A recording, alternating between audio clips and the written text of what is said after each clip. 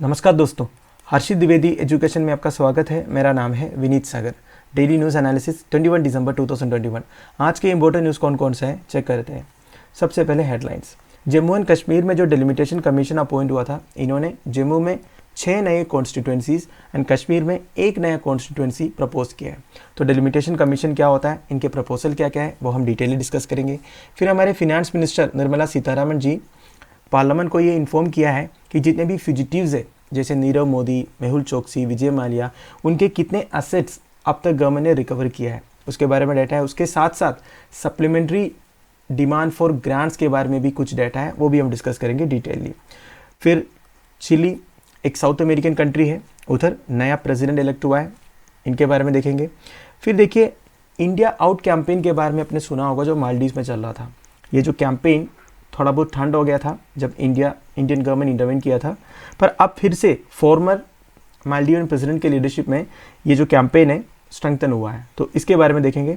And finally दोस्तों, legal age of marriage of women 18 to 21 करने का एक प्रपोजल यूनियन कैबिनेट की तरफ से आया था। अब ये जो प्रपोजल के अगेंस्ट एक वीमेन ग्रुप ने एक ओपन लेटर लिखा है पार्लियामेंटेरियंस को, तो वो ये नहीं चाहता है कि लीगल एज का इंक्रीज हो। तो बेसिकली इनके क्लैरिफिकेशंस क्या क्या है वो भी हम देखेंगे।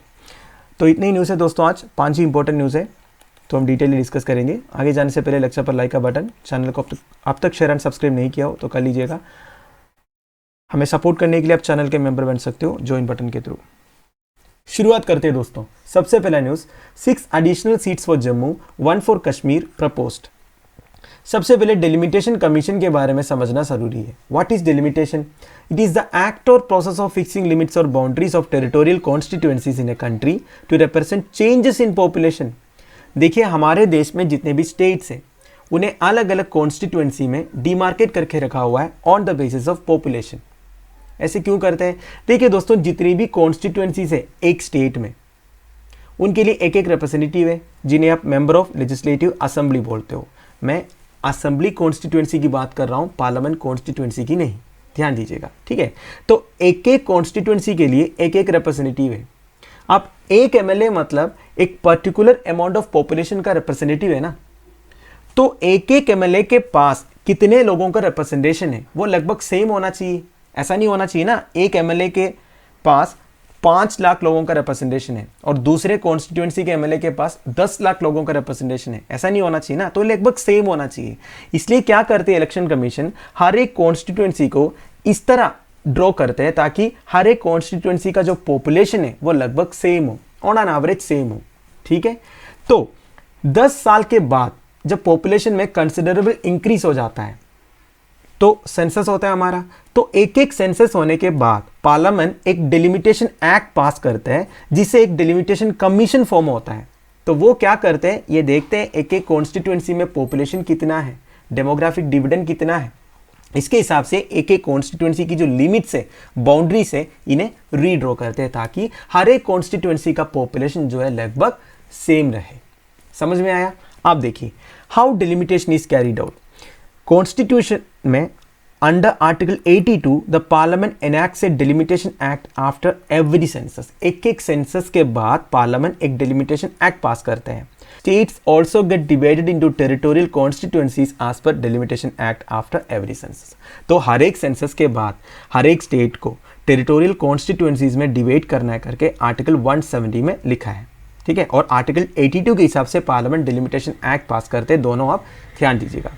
और once the act is in force, union government sets up a delimitation commission. ये मैंने आपको बता दिया। मतलब हर एक्ट के बाद 10 साल के बाद, सेंसस के बाद जब डिलिमिटेशन एक्ट पास होता है, इसके बाद गवर्नमेंट जो है एक डिलिमिटेशन कमीशन फॉर्म करते हैं। जैसे अभी जम्मू एंड कश्मीर में हुआ था, तो first delimitation exercise was carried out by the president with the help of election commission इन 1950-51। तो 1950-51 में सबसे पहला डिलिमिटेशन हुआ था रिपब्लिक होने के बाद, और डिलिमिटेशन एक्ट पहली बार 1952 में पास हुआ था। इसके बाद 4 बार डिलिमिटेशन कमीशन सेटअप हुआ है। 1952 में पहली बार, फिर 1963 में, 1973 में, इसके बाद 2002 में। अब इसके लिए अलग अलग एक्ट भी पास होना पड़ेगा, तो एक्ट भी पास हुए थे 52, 62, 72 एंड 2002 में, राइट। अब 1981 एंड 1991 सेंसस में डिलिमिटेशन नहीं हुआ था। हो सकता है उस टाइम पे पॉपुलेशन में इतना ज़्यादा इंक्रीज नहीं हुआ होगा, ठीक है, ये हो सकता है, मैं बता रहा हूँ। तो ये भी ध्यान दीजिएगा, इस तरह की स्टेटमेंट्स आपसे एग्जामिनेशन में पूछ सकता है, ठीक है।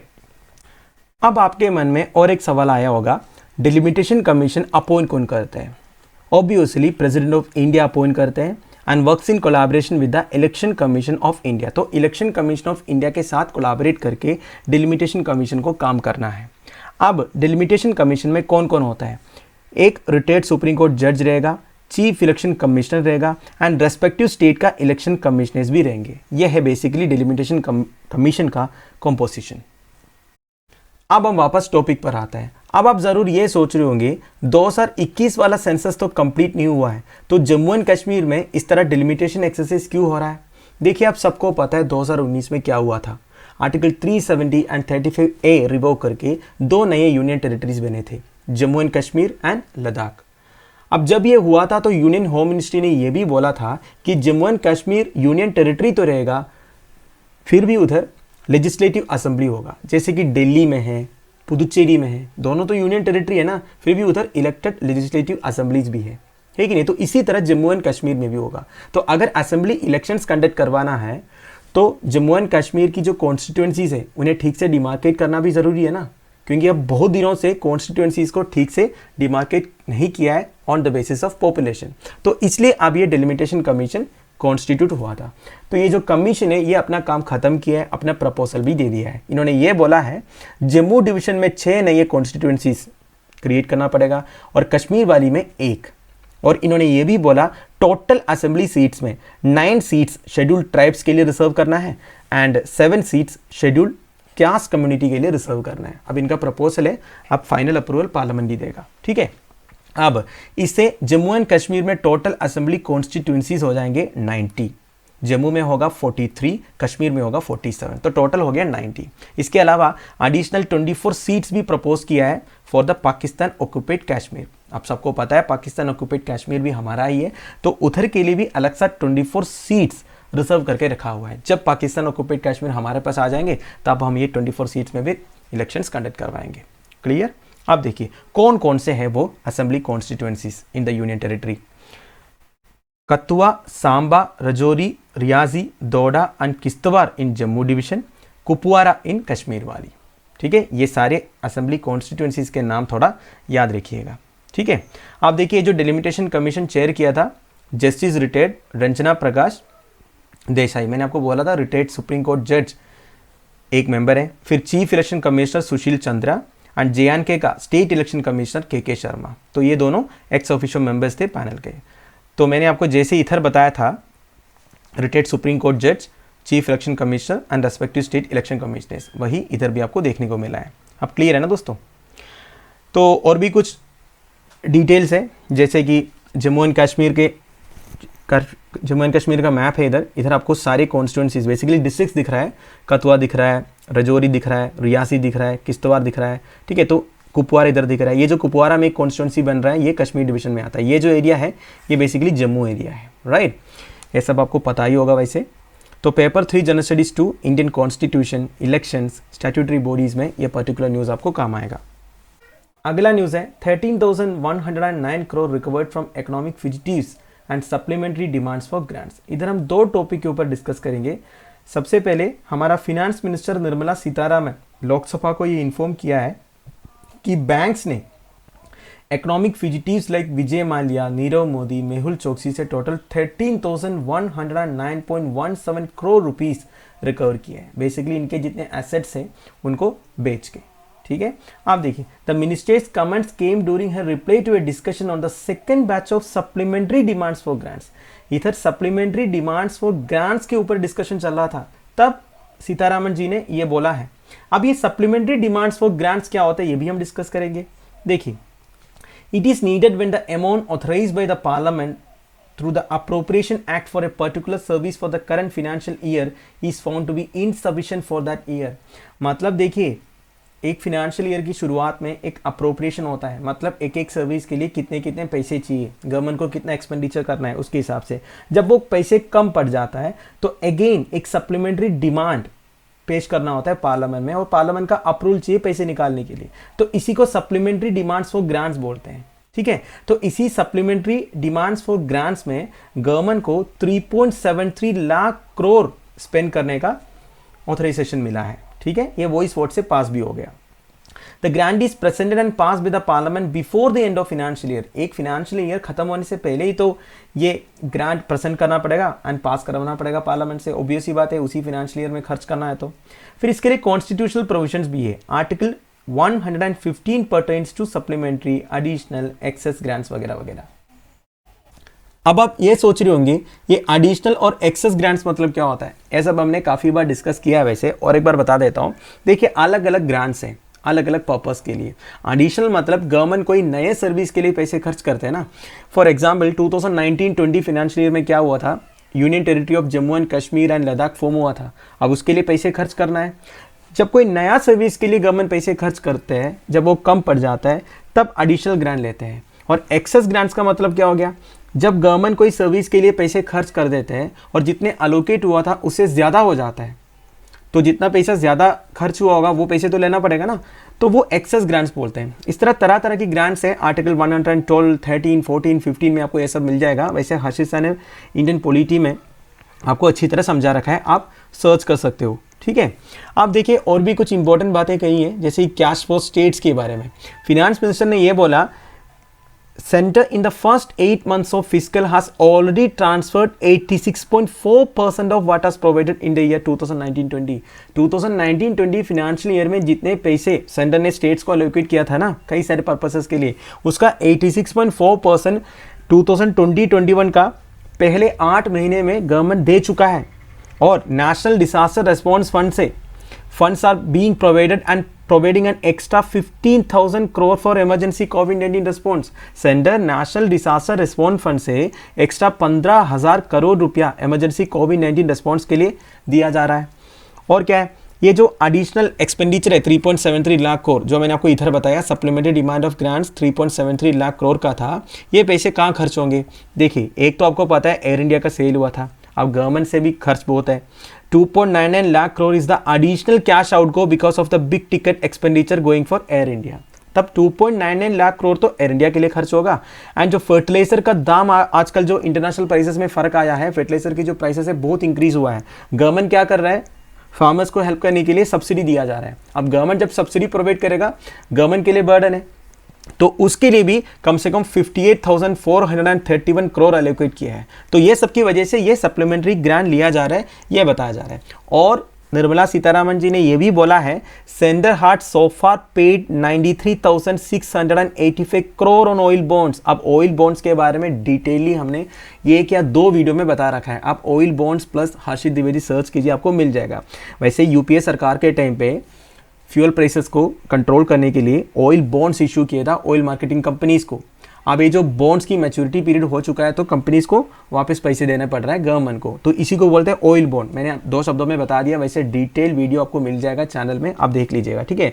तो सेंटर ने ऑलरेडी 93,685 करोड़ रुपये खर्च कर चुका है since 2014 for the oil bonds, and the government will have to pay till 2026 when the bond matures, ठीक है। तो 2026 तक गवर्नमेंट को ये पैसे पूरा पे करना पड़ेगा। तो ज़रूर देख लीजिएगा वो वीडियो, आपको पूरा समझ में आ जाएगा, ठीक है। तो paper 3 general studies 2 mobilisation of resources, government policies and interventions, physical policy, government budgeting, ये सब में पर्टिकुलर न्यूज़ आपको काम आएगा। अगला न्यूज़ है open letter from girl seeks right to decide when to marry. देखिए यंग वॉइसेस नेशनल मूवमेंट करके ग्रुप में से कम 2,500 लोगों ने एक ओपन लेटर ड्राफ्ट किया है फॉर द पार्लियामेंटेरियंस। बेसिकली इस ग्रुप में कई सारे गर्ल सिटीजन्स हैं जिन्होंने मेंबर्स ऑफ पार्लियामेंट से ये रिक्वेस्ट किया है to vote against the government's proposal to raise the age of marriage for women to 21। अब सबको पता है कि लास्ट वीक यूनियन कैबिनेट ने एक प्रपोजल एक्सेप्ट किया है legal age of marriage for women 21 years करने का। तो अब ये यंग वॉइसेस नेशनल मूवमेंट में जितने गर्ल सिटीजन्स हैं, इनका कहना यह है इस तरह लीगल एज ऑफ मैरिज को 21 मत कीजिए। इनका क्लैरिफिकेशंस क्या क्या है ये आप सुनिए। It is of course true that many girls among us and our sisters from across the country decide to get married at the age of 21 years. देखिए ये सच है कि कई सारे लड़कियां इस देश में ऐसे हैं जो 21 साल या फिर 21 साल के बाद ही शादी करना चाहती है, पर ऐसे भी तो लड़कियां हैं जो 18 साल में शादी करना चाहती हैं। ये इनके क्लैरिफिकेशन है।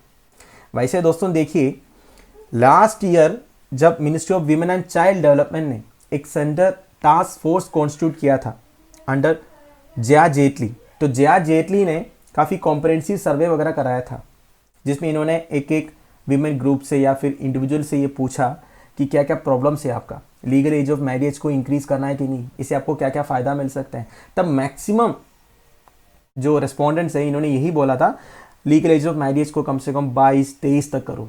तो फाइनली गवर्नमेंट ने ये सोचा जेंडर इक्वालिटी लाने के लिए कि 21 साल मेल एंड फीमेल के लिए सेम 21 साल ही रखने के लिए, मतलब मेरे हिसाब से इसमें कोई मतलब बुरी बात नहीं है, 21 साल लगना सही है, लेडीज़ का हो या जेंट्स का हो, एकदम इक्वालिटी होनी चाहिए। अब देखिए, यंग वॉइसेस नेशनल मूवमेंट की कहना कुछ और है। ये क्या कह रहा है, जब ये जया जेटली वाली जो टास्क फोर्स हमसे पूछा था तो हमने ये बोला था कि हम अपोज कर रहे हैं, इस तरह जो एज है, एज ऑफ मैरिज, इसे इंक्रीज नहीं करना है। फिर भी इन्होंने रिकमेंडेशन दिया यूनियन कैबिनेट को कि ये 21 ईयर्स तक करना है करके। ऐसे क्यों किया पूछ रहा है। फिर देखिए इनका कहना ये भी है, educating MPs on common reasons for child marriages, the girls से marriages don't force them to drop out but it is the other way around. देखिए अब मैक्सिमम जो एक्सपर्ट्स, इनका कहना क्या है, लड़कियों का शादी होने की वजह से इनकी एजुकेशन बंद हो जाता है, मतलब एक बार शादी हो गया फिर ये पढ़ाई नहीं करती है। पर ये जो यंग वॉइसेस नेशनल मूवमेंट की जो लड़कियां है वो ये बोल रही है कि marriages don't force them to drop out but it is the other way around. शादी की वजह से हमारी पढ़ाई नहीं रुकती है, हमारी पढ़ाई रुकने का और भी कई सारे रीजंस हैं, जैसे कि problems in accessing education force them to drop out and get married. हमें एजुकेशन एक्सेस करने की फैसिलिटीज नहीं है देश में, इसकी वजह से हमें पढ़ाई ड्रॉप करना पड़ रहा है और शादी करना पड़ रहा है। हाँ, थोड़ा बहुत सच होगा इस बात में भी, ठीक है। आप देखिए और भी कुछ कह रहा है, it is true that social norms and practices, poverty, economic pressures, unreasonable expenses, lack of suitable opportunities for education, for training of girls, continued spate of violence against women and girls, pressure of increasing living cost, मतलब इस तरह की problems है हमारे देश में ladies के लिए या फिर लड़कियों के लिए। तो ये सारे प्रॉब्लम्स को आप सबसे पहले सोल्व कीजिए, तो अपने आप एक सोशल एटीट्यूड बन जाएगा कि शादी जो है 18 साल में या फिर ऑटोमेटिकली वो 21 साल में ही होगा, 18 साल में होगा नहीं। जब ये सारे प्रॉब्लम्स आप सॉल्व करोगे ना, गवर्नमेंट अच्छे अच्छे पॉलिसीज ले आके, अच्छे अच्छे स्कीम्स ले आके, अच्छे अच्छे इनिशिएटिव्स ले आके इन सारे प्रॉब्लम्स को अगर सोल्व करोगे तो बाकी सारे प्रॉब्लम्स तो अपने आप बंद हो जाएगा। ये यंग वॉइसेस नेशनल मूवमेंट का कहना है। ये पॉइंट तो मुझे सही लगा, ये भी एक गवर्नमेंट की रिस्पॉन्सिबिलिटी बनती है, क्योंकि हमारे देश में जितनी लड़कियां हैं इनको काफ़ी सारे प्रॉब्लम्स फेस करना पड़ रहा है। देखिए, lack of suitable opportunities for education और ट्रेनिंग ऑफ गर्ल्स, ये है। कंटिन्यूड स्पेट ऑफ वायलेंस है against women and girls, pressures of increasing living cost है, माइग्रेशन ऑफ पुअर फैमिलीज है। तो ये सारे प्रॉब्लम्स को सॉल्व करने के लिए आप कुछ ना कुछ कीजिए, बाकी सारे प्रॉब्लम्स तो अपने आप सॉल्व हो जाएगा, ये कह रहा है, ठीक है। एंड दे वांट पार्लियामेंटेरियंस, और भी कुछ डिमांड्स है पार्लियामेंटेरियंस के लिए कि टू एनेबल पॉलिसी, ऐसे पॉलिसीज आप एनेबल करवा दो that equal wages and safe workplaces as well as comprehensive measures to arrest violence against women। women के against जो violence हो रहा है, चाहे वो एजुकेशनल इंस्टीट्यूशंस में हो या फिर वर्क प्लेसेस में हो, ये सब बंद करने का कॉम्प्रहेंसिव मेजर्स, पॉलिसीज आप अडोप्ट कीजिए। And this is the major broad block in accessing educational jobs. अगर हमारे देश में लड़कियों को एजुकेशन या जॉब एक्सेस करने में कोई दिक्कत हो रहा है तो ये सारे प्रॉब्लम्स है जो मैंने आपको इधर बताया और ये जो इधर बताया, ठीक है। तो ये सारे प्रॉब्लम को सबसे पहले आप सोल्व कीजिए, इसके बाद हम ये लीगल एज ऑफ मैरिज के बारे में सोचेंगे। ये इनकी एक ओपन लेटर डिमांड है। अब ये क्या होगा, फाइनल डिसीजन क्या होगा, तो पार्लियामेंट के ऊपर है, ठीक है।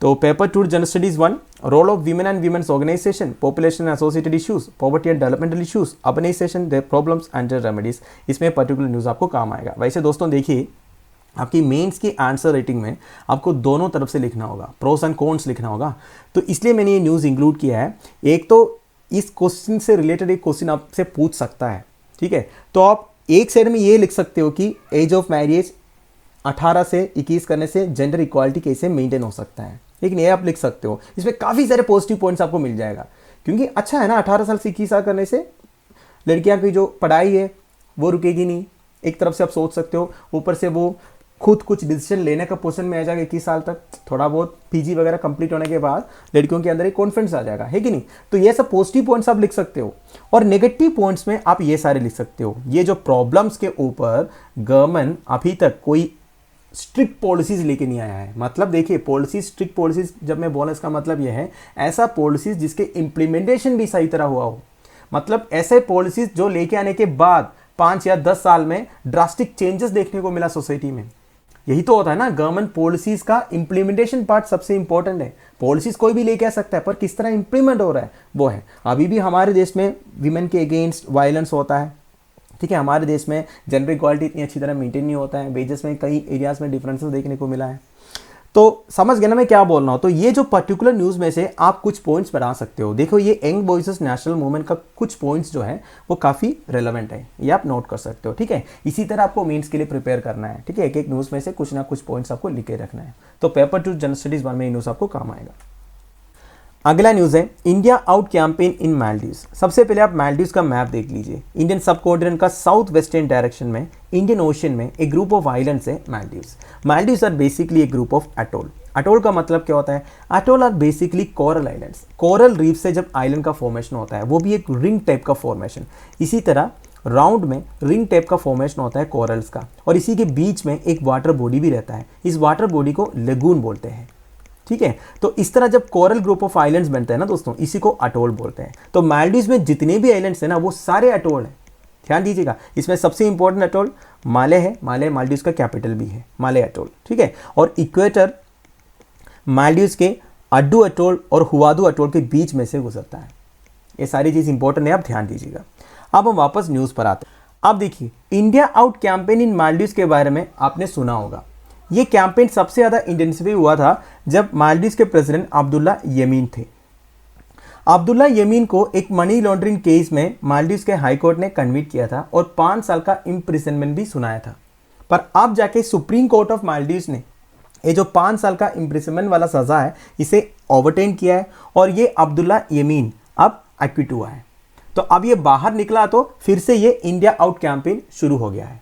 तो इनका प्लान ये है, बेसिकली इनकी पार्टी है प्रोग्रेसिव पार्टी ऑफ मालदीव्स, ये सारे अटोल्स में जाके ये इंडिया आउट कैंपेन को और स्ट्रेंथन करने की कोशिश कर रहा है। अब आप थोड़ा सा कंफ्यूज हो गया होगा, क्या है पूरा इश्यू, बैकग्राउंड तो बताना पड़ेगा ना। देखिए दोस्तों इश्यू क्या है, 2013 से 2018 तक मालदीव्स का प्रेसिडेंट था मिस्टर यमीन। तो उस टाइम पे इंडिया ने 2 helicopters plus 1 Dornier aircraft gift किया था मालदीव्स गवर्नमेंट को। बेसिकली मालदीव्स गवर्नमेंट मालदीव से जो रेस्क्यू ऑपरेशंस वगैरह कंडक्ट करने के लिए, मतलब अगर मालदीव्स अटोल्स में कोई इंजर्ड हो गया उसे नियरेस्ट हॉस्पिटल तक पहुंचाने के लिए और उधर के सी सर्वेलेंस करने के लिए इंडियन गवर्नमेंट की तरफ से एक गिफ्ट था ये हेलीकॉप्टर्स प्लस डोर्नियर एयरक्राफ्ट। अब इन हेलीकॉप्टर्स को ऑपरेट करने के लिए स्टाफ तो चाहिए, तो इंडियन नेवी हर साल कम से कम 60-70 स्टाफ को भेजते हैं इन एयरक्राफ्ट को ऑपरेट करने के लिए। अब क्या हुआ, 2013 और 18 के बीच में अच्छा खासा ये सब चल रहा था, पर यमीन साहब को 4-5 साल के बाद ऐसे डाउट आने लग गया ये जो इंडियन मिलिट्री की प्रेजेंस है हमारे अटोल में ये अच्छा नहीं है हमारे लिए। इसका बेसिक रीजन तो यही था, चाइनीज इन्फ्लुएंस ज़्यादा हो रहा था मालदीव्स प्रेसिडेंट के ऊपर। चाइना ने काफ़ी कुछ इन्वेस्टमेंट भी किया था मालदीव्स में, ब्रिज वगैरह बना के दिया, वो अलग बात है। जो भी है, कुछ सालों के बाद यमीन साहब ने इंडियन गवर्नमेंट को बोला आप अपना हेलीकॉप्टर जो है वापस ले लीजिए, हमें आपकी ज़रूरत नहीं है। पर इंडियन गवर्नमेंट ने तब तो माना नहीं। बेसिकली इन्होंने बोला हमने आपको गिफ्ट किया था, अब हमारा ऑपरेशंस वगैरह सही तरह चल रहा है, हम आपके ऑफिसर्स को या फिर आपके जितने भी टेक्नीशियंस हैं उनको हम ट्रेन करेंगे, आप ही चला सकते हो, तो तब तक रुकिए। पर तब तक क्या हुआ, 2018 में अगला इलेक्शन हुआ, इलेक्शन में ये हार गए, बेसिकली मिस्टर अब्दुल यमीन हार गए और आया इब्राहिम मोहम्मद सोली। तो इब्राहिम मोहम्मद सोली इंडिया के साथ अच्छे रिलेशंस मेंटेन करना चाहते थे। इन्होंने ये डिक्लेयर भी किया इंडिया फर्स्ट फॉरेन पॉलिसी, मतलब फॉरेन रिलेशंस में हमारे लिए इंडिया सबसे पहला है, ठीक है। तो इंडिया फर्स्ट फॉरेन पॉलिसी भी इन्होंने डिक्लेयर किया। तो बेसिकली इनकी इंटेंशंस क्लियर हो गया, इंडिया के साथ ये अच्छा रिलेशंस मेंटेन करना चाहते हैं। वैसे इंडिया ने काफ़ी कुछ हेल्प भी किया मालदीव्स में। आपने ग्रेटर माली कनेक्टिविटी प्रोजेक्ट GMCD के बारे में सुना होगा, जिसमें काफ़ी सारे अटोल्स के बीच में इंफ्रास्ट्रक्चर्स क्रिएट करेंगे गवर्नमेंट ऑफ इंडिया। तो वैसे मालदीव्स और गवर्नमेंट ऑफ इंडिया के बीच में कोई प्रॉब्लम नहीं है, क्योंकि अब प्रेसिडेंट इब्राहिम मोहम्मद सोली है। पर अब अपोजिशन में कौन है, मिस्टर अब्दुल्ला यमीन है। अब अब्दुल्ला यमीन बाहर भी आया है, तो ये जो इंडिया आउट कैंपेन जो है ये फिर से स्ट्रेंथन हुआ है, वही बात हो रहा है। तो अब्दुल्ला यमीन का डिमांड क्या है, बेसिकली इनकी जो पार्टी है प्रोग्रेसिव पार्टी ऑफ मालदीव्स, इनका मेजर डिमांड क्या है, इनका डिमांड बस यही है इंडियन मिलिट्री प्रेजेंस नहीं होना चाहिए। जितने भी मिलिट्री पर्सनल मालदीव्स में पोस्टेड है उन्हें आप वापस बुला दीजिए, हमें कोई फॉरेनर नहीं चाहिए। पर जब गवर्नमेंट ऑफ इंडिया ने इसके बारे में पूछा क्या चल रहा है आपके मालदीव में इंडिया आउट कैंपेन करके, तो अभी का जो गवर्नमेंट इन्होंने बोला ये कुछ नहीं, ये हम नहीं कर रहे, जो अपोजिशन पार्टी है प्रोग्रेसिव पार्टी ऑफ मालदीव ये बस कर रहे हैं। और इनको जेनोफोबिया है, जेनोफोबिया मतलब ए फियर और hated of foreign people and cultures, foreign people and foreign cultures के खिलाफ एक हेट्रेड होता है ना, उसे जेनोफोबिया बोलते हैं। तो बस जेनोफोबिया के चलते ये सब हो रहा है, हम अभी गवर्न कर रहे हैं, ऐसा कुछ नहीं होगा। बस बेसिकली प्रेसिडेंट इब्राहिम मोहम्मद सोली से हमें एक एश्योरेंस मिला है ऐसा कुछ नहीं है करके, पर अब मालदीव में ऐसा एक मूवमेंट चल रहा है, ये तो आपको पता है, काफ़ी सारे न्यूज़पेपर्स ने रिपोर्ट भी किया था। वैसे दोस्तों इसका फाइनल रिजल्ट क्या होगा ये तो हम बता नहीं सकते, ये तो आने वाले टाइम पे ही पता चलेगा। वैसे एक बात तो है, इंडियन मिलिट्री की प्रेजेंस की वजह से मालदीव्स को कोई प्रॉब्लम नहीं है, क्योंकि काफ़ी सालों से इंडियन मिलिट्री उधर प्रेजेंट है। हमारा और कोई इंटेंशन नहीं है मालदीव गवर्नमेंट को हेल्प करने के सिवा, हम उधर से रेस्क्यू ऑपरेशंस कंडक्ट करवाते हैं, सी के ऊपर सर्वेलेंस करते हैं, ये सब उनके लिए करते हैं, ठीक है। वैसे ये जो प्रेजेंट इश्यू है इंडिया आउट कैंपेन वाला, ये तो मालदीव गवर्नमेंट और जो अपोजिशन है जो प्रॉब्लम कर रहे हैं इनके बीच में बातचीत करके सुलझाना पड़ेगा। गवर्नमेंट ऑफ इंडिया को कुछ करना तो नहीं, क्योंकि ये तो इनका इंटरनल अफेयर्स है, हम तो इन्हें हेल्प करने के लिए हमेशा रेडी है कि नहीं। सो पेपर 3 जनरल स्टडीज 2 में effect of policies and politics of developed and developing countries on India's interest Indian diaspora, इसमें आपको काम आएगा। आज का final news, leftist Gabriel Boric to become Chile's youngest ever president. सबसे पहले आप चिली का मैप देख लीजिए, साउथ अमेरिकन कंट्री है, वेस्टर्न कोस्ट पूरा पैसिफिक ओशन से शेयर करता है, नॉर्थर्न बाउंड्री पेरू के साथ, eastern boundary Bolivia and Argentina के साथ शेयर करता है, कैपिटल है सैन डिएगो। अब चिली में प्रेसिडेंशियल इलेक्शंस हुआ था, इसमें लेफ्टिस्ट कैंडिडेट गब्रियल बोरिक की जीत हुई है। जब ये प्रेसिडेंट बनेंगे तब ही will be the youngest ever president in the history of Chile, right. तो देखिए इधर लेफ्टिस्ट कैंडिडेट लिखा है, क्या होता है लेफ्टिस्ट कैंडिडेट, जिनके लेफ्ट विंग पॉलिटिकल व्यूज है। देखिए वैसे साउथ अमेरिकन कंट्रीज में ज़्यादातर आपको ये लेफ्ट विंग पॉलिटिकल व्यूज़ देखने को मिलेगा। फॉर एग्जांपल क्यूबा में काफ़ी सालों से लेफ्ट विंग गवर्नमेंट है, बोलीविया अर्जेंटीना जैसे कंट्रीज़ में भी लेफ्ट विंग पॉलिटिकल व्यूज़ के लोग आपको बहुत देखने को मिलेगा। एक प्रोमिनेंट आइकन है चे गुवेरा का नाम आपने सुना ही होगा। जितने भी मार्क्सिस्ट पार्टीज़ है या फिर कम्युनिस्ट पार्टीज़ है, इनके एक आइकन आप बोल सकते हो चे गुवेरा। वो एक गरिल्ला लीडर थे, वैसे वो अर्जेंटीनियन बोर्न थे पर फॉर्मर क्यूबन मिनिस्टर भी रह चुका है चे गुवेरा, ठीक है। तो बस मैंने आपको बता दिया चे गुवेरा के बारे में। अब देखिए मिस्टर बोरिक ने अपने इलेक्शन मैनिफेस्टो में काफ़ी सारे अश्योरेंस किया है, जैसे कि वो चिली का जो इनइक्वालिटी एंड करप्शन को रोकेंगे। वैसे दोस्तों Chile is one of the most inequal country in the world, मतलब उधर इनकम गैप बहुत है। टॉप के 1% पॉपुलेशन के पास कंट्री का 25% ऑफ वेल्थ है। देखिए recently world inequality report publish हुआ था, उसमें से हमें यह पता चला था इंडिया में केस भी कुछ अलग नहीं है। इंडिया में टॉप 1% पॉपुलेशन के पास 22% ऑफ नेशनल इनकम है, वेरास चिली के पास थोड़ा और ज़्यादा है, 25% ऑफ नेशनल इनकम जो है टॉप 1% पॉपुलेशन के पास है। तो गब्रियल बोरिक ने ये बोला है कि ये जो इनइक्वालिटी है, ये जो इनकम गैप है, इसे ख़त्म करने की कोशिश करेंगे एंड हम सोशल राइट्स को एक्सपैंड करेंगे।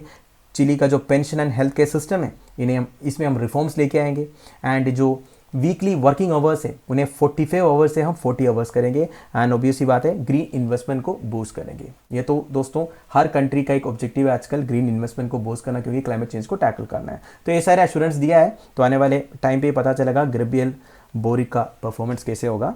तो बस न्यूज़ यही है दोस्तों, Gabriel Boric will be the next Chile president. तो दोस्तों that's end of it. I hope आपको सारे न्यूज़ अच्छी तरह समझ में आया होगा। आप लोगों की वैल्यूबल सजेशंस कमेंट्स आप मुझे प्लीज़ कमेंट बॉक्स में बता दीजिएगा। लेक्चर की PDF एज यूजुअल आपको टेलीग्राम चैनल में मिल जाएगा, जिसका लिंक नीचे प्रोवाइडेड है। Thank you for watching, bye bye, have a nice day.